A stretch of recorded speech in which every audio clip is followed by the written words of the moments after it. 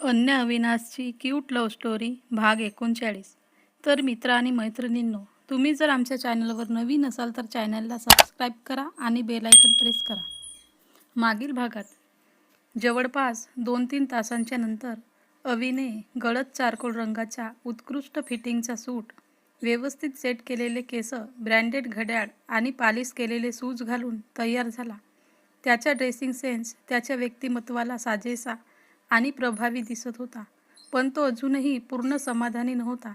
त्याने पुन्हा एकदा आरशासमोर उभे राहून स्वतःला पाहिलं आणि स्वतःचं कौतुक करून बाहेर आला. आजोबा आणि शिखा त्याला डोळे भरून बघू लागले. त्या गेटअपमध्ये तो खरंच एखाद्या राजकुमाराप्रमाणे दिसत होता. त्यामध्ये त्याचा औरा काही वेगळाच दिसत होता. आजोबांना आणि शिखाला बाय बोलून तो अन्याला भेटायला निघाला. अविने भेटण्यासाठी एक खास ठिकाण निवडलं होतं.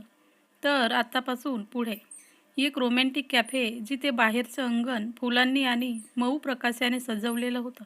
गेटजवळ असलेली फुलांची कमान पाहताच वातावरणात एक वेगळाच मनमोहक गंध दरवळत होता. टेबलावर लाल गुलाबांच्या पाकळ्या विखुरलेल्या होत्या आणि मधोमध एक छोटा मेणबत्तीचा दिवा ते क्षण अधिक सुंदर करत होता.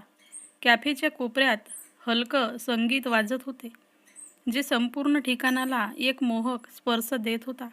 आजचा प्लॅन परिपूर्ण करण्यासाठी अविने संपूर्ण तयारीत कुठलीही कमी ठेवली नव्हती.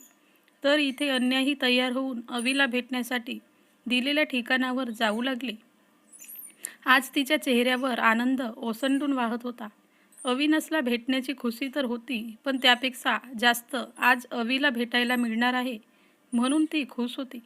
कालपासून ती अविला भेटली नव्हती की त्याच्यासोबत बोलली नव्हती, त्यामुळे तिला थोडं चुकल्यासारखं वाटत होतं. पण आज त्याला भेटायचं, त्याच्याशी बोलायचं म्हणून ती खूप खुश होती. स्वतःला पुन्हा एकदा आरशात बघून ती घराबाहेर पडली आणि रिक्षा पकडून ती ठरलेल्या ठिकाणी पोहोचली. अन्य दिलेल्या ठिकाणी वेळेचे आधीच पोहोचलेली तिला अविला भेटण्याची उत्सुकता लागून राहिली होती. कॅफेच्या बाहेरच्या अंगणात फुलांची सजावट बघत ती जागीच थांबली. तिच्या मनात विचार आला की आपण अविला फोन करून आत्ताच बोलावून घेऊ, म्हणजे त्याच्याशी थोडा वेळ बोलता येईल. म्हणून तिने त्याला कॉल केला आणि इकडे तिच्या आधीच तो आलेला होता. अविनाश तिला लपून बघत होता. त्याचा फोन वाजला व तो खुश झाला, पण त्याने काहीतरी विचार केला व फोन सायलेंट करून तिच्या चेहऱ्यावरचे हावभाव टिपू लागला. हा अवी फोन का उचलत नाही? कदाचित ट्रॅफिकमध्ये असेल. पण मग फोन करून सांगायचं ना, कालपासून याचं आणि माझं बोलणं झालं नाही. इथे त्याला भेटण्यासाठी, त्याचा आवाज ऐकण्यासाठी मी तरसत आहे आणि तो मात्र फोन उचललेला तर शपथ. अन्य स्वतःशीच पुटपुटली आणि तिच्या चेहऱ्यावरचे भाव, त्याला भेटण्यासाठीची तिची आतुरता पाहून त्याला बरं वाटलं. अन्या, सॉरी, पण मी तुला मुद्दामून त्रास देत आहे. फक्त थोडा वेळ थांब, मी तुझ्यासमोर असेल. अवी गालात हसत अन्याकडे बघू लागला. अन्या थोडी निराश होऊन इकडे तिकडे बघू लागली. या दोघांना थोड्या अंतरावरून लपून छपून बघणारी समीरा देखील योग्य वेळेची वाट बघत उभी होती. तिच्या चेहऱ्यावर तिरकस हसू आणि डोक्यात एक वेगळाच प्लॅन होता. अन्याच्या चेहऱ्यावरील भाव, तिची अवीला भेटण्याची उत्सुकता, आतुरता पाहून अवी तिला भेटण्यापासून स्वतःला रोखू शकत नव्हता. त्याने आपल्या प्लॅनमध्ये थोडेफार चेंजेस केले आणि पहिलं अन्याला अवी म्हणून भेटायचं ठरवलं. तो हळूच कॅफेच्या मागून दुसऱ्या साईडला आला आणि आपल्या चेहऱ्यावर मास्क लावून त्याने अवी म्हणून अन्याच्या समोर यायचं ठरवलं. अन्य तेथील सजावट बघण्यात व्यस्त होती. त्याचवेळी तिथे तो आला. हे, हाय अन्या, कधी आलीस? अवीने आपण इथे आत्ताच आलो या आविर्भावात प्रश्न विचारला. अवी?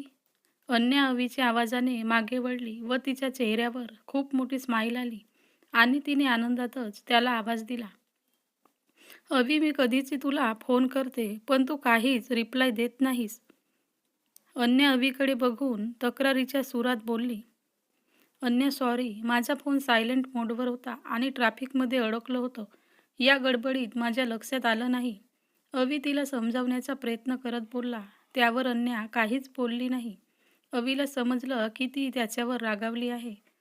अन्या, मी तुला सॉरी बोललो ना, आता तरी बोल ना. अवी अन्याकडे बघून बोलला. अन्याने लगेच आपली मान दुसरीकडे वळवली व गाल फुगवून उभी राहिली. अवी गालात हसला आणि अन्यासमोर उभा राहिला. तिचं असं त्याच्यावर हक्काने रागावणं त्याला आवडलं होतं. म्हणून त्याने मगाशी ठरवलं, आता तो क्षण आला आहे. तिला आपल्या मनातील भावना सांगून टाकू. पुढे जे काही व्हायचे ते होईल. अन्या ऐक ना. त्याने एक दीर्घ श्वास घेतला व तिच्याशी बोलायला सुरुवात केली. अवीने तिला आवाज दिला तसं तिने मान वर करून लटक्या रागात त्याच्याकडे पाहिलं. अन्या, मी खूप दिवसांपासून तुला ही गोष्ट सांगणार होतो, पण तुला हे सांगण्याची माझी हिंमत झाली नाही. जेव्हा जेव्हा माझ्या मनात हा विचार यायचा, तेव्हा मला भीती वाटायची की माझ्या बोलण्यामुळे तू माझ्याशी असलेली मैत्री तोडशील. म्हणून मला तुला ही गोष्ट सांगायचं धाडस झालं नाही. अवी अन्याच्या डोळ्यात बघत बोलला आणि अन्याने त्याच्याकडे प्रश्नार्थक नजरेने पाहिलं. तिला तो कशाबद्दल बोलणार आहे याची थोडी कल्पना आली होती. माहिती होतीच, तरीही तिने न समजण्याचे नाटक केलं. अवी, तू कशाबद्दल बोलत आहेस? अन्याने धडधडत्या अंतकरणाने त्याला प्रश्न विचारला. अविनाश थोडा थांबला आणि त्याने दीर्घ श्वास घेतला व तो म्हणाला, अन्या, मी तुला पहिल्यांदा पाहिलं तेव्हाच मी तुझ्या प्रेमात पडलो होतो. पण मला तुला जाणून घ्यायचं होतं. तुझी स्वप्न, तुझ्या आवडीनिवडी, तुझ्या भावना. महत्त्वाचे म्हणजे मला तुला जाणून घ्यायचं होतं. म्हणून मी तुझ्या जवळ आलो. तुझ्याशी मैत्री केली. तुझी स्वप्न, तुझ्या अपेक्षा हे सगळं जाणून घ्यायचा प्रयत्न केला. मला तुझ्यासोबत राहता यावं म्हणून मी तुझ्या क्लासमध्ये आलो. तो थोडा पुढे झुकून तिच्या डोळ्यात पाहत म्हणाला, अन्य, तू माझ्या आयुष्यातील खूप खास व्यक्ती आहेस. तुझा चेहरा पाहिला की मी माझ्या सगळं टेन्शन विसरून जातो. मला माझं संपूर्ण जीवन तुझ्यासोबत आनंदाने घालवायचं आहे. पण मला भीती वाटली की जर मी डायरेक्ट तुला माझ्या मनातील भावना सांगितल्या तर तू मला नकार देशील. म्हणून मी अवी बनून तुझ्या जवळ आलो. तो थोडासा अपराधी भावनेने पण प्रामाणिकपणे तिच्यासमोर सुंदरशा गुलाबाचे फूल धरत बोलला. त्याचं बोलणं झालं तसं त्याने अन्याकडे पाहिले. त्याच्या मनात उत्सुकता, भीती आणि आनंद असे मिश्र भाव उमटल्या होत्या. अन्य, तू माझी आयुष्याची जोडीदार होशील का? अवी तिच्याकडे आशेने बघत बोलला. अन्याच्या डोळ्यात आनंद ओसंडून वाहत होता. नाही म्हणायला गेलं तर तिच्याही मनात अवीविषयी भावना निर्माण झालेल्या, पण तिने पुन्हा एकदा विचार केला आणि त्याला उत्तर द्यायला तोंड उघडलं होतं. पण तेवढ्यात अचानक एक रागीट आवाज आला आणि तिने त्या दिशेला पाहिलं. हे काय चाललंय अविनाश?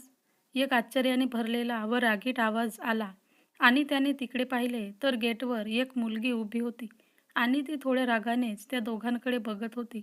तर त्या मुलीला तिथे पाहून अवीच्या चेहऱ्यावरील भाव बदलले आणि अन्या त्या मुलीकडे अनोळखी नजरेने एकटक बघू लागली. कारण तिने याआधी तिला कधीच पाहिलं नव्हतं. पण तिचं लक्ष अवीकडे गेले तर तो डोळे मोठे करून तिच्याकडेच बघत होता. बहुतेक तो तिला ओळखत असावा असा अन्याचा ग्रह झाला. अविनाश, तू हे काय करत आहेस आणि ही मुलगी कोण आहे? ती मुलगी रागातच अवीला प्रश्न विचारत होती. अन्याला वाटलं बहुतेक तिचा गैरसमज झाला असावा, कारण ती अवीला अविनाश म्हणत होती. तिने एकदा अवीकडे पाहिलं तर तिला त्याच्या डोळ्यात भीती जाणवली. अवी, या कोण आहेत? तुला अविनाश म्हणून का बोलत आहेत? अन्याने न समजून अवीला प्रश्न विचारला. त्यावर त्याने फक्त तिच्याकडे पाहिलं. हे पहा, तुमचा काहीतरी गैरसमज झाला आहे. हे अविनाश नाही, हा तर अवी आहे. हो, आणि अविनाश सर इथे येणार आहेत, पण त्यांना यायला अजून वेळ आहे. अन्याला आता समजलं की ती अवीला अविनाश समजत असेल, म्हणून तिने तिचा गैरसमज दूर करायचा प्रयत्न केला. हे, तू गप्प बस. मी अविनाश सोबत बोलत आहे ना, त्याला उत्तर देऊ दे. ती मुलगी म्हणजे समीरा जरा रागानेच बोलली. तिचं बोलणं ऐकून अवीने तिच्याकडे रागानेच पाहिलं. आता तो तिला काही बोलू शकत नव्हता. त्याला माहिती होतं समीरा इथे का आली आहे. तसंही तो गप्प पण बसू शकत नव्हता. त्याला अन्याला तर स्पष्टीकरण द्यावे लागणारच होतं. अविनाश, तू आता बोलणार आहेस का? कोण आहे ही मुलगी आणि तुला अवी का म्हणत आहे? समीरा नाराजीच्या सुरात बोलली व अन्याने एकदा तिच्याकडे तर एकदा अवीकडे पाहिलं. Samira, please stop it. तू प्लीज काही गोंधळ घालू नकोस. तो शांतपणे बोलला आणि इकडे अन्याने त्याच्याकडे अविश्वासाने पाहिलं. अविनाश, गोंधळ घालू नकोस म्हणजे काय? तुला काय वाटतं मी गोंधळ घालते? मी तर फक्त हे काय चाललंय हे विचारत आहे. आणि हो, गोंधळ मी घालत नाही, तू घालत आहेस. उद्या आपल्या दोघांचे एंगेजमेंट आहे. तिथे आपले घरचे सगळे आनंदात आहेत. गेले 15 दिवस झालं तू स्वतः पुढाकार घेऊन एंगेजमेंटची तयारी करत आहेस. पण आता मी हे काय बघत आहे? हे सगळं पाहून मला केवढा मोठा साग बसला आहे. तुला कल्पना तर आहे का? समीरा आता जोराने बोलत होती आणि अवी तिचं नाटक पाहून वैतागत होता. समीरा प्लीज नाटक करू नकोस. प्लीज उगाच मला अन्याच्या नजरेत पाडू नकोस. तो शांतपणे बोलला आणि अन्याने गोंधळून त्याच्याकडे पाहिलं. हे काय चाललंय? ही मुलगी कोण आहे? आणि ती अवीला अविनाश का बोलत आहे? अवी पण तिच्याशी वाद का घालत आहे? मला तर काहीच कळत नाही. अन्या स्वतःशीच बोलली. तर मित्र आणि मैत्रिणींनो, पुढे काय होईल ते ऐकण्यासाठी पुढचा भाग बघत राहा आणि आमच्या चॅनलला सबस्क्राईब केले नसेल तर सबस्क्राईब करून घ्या.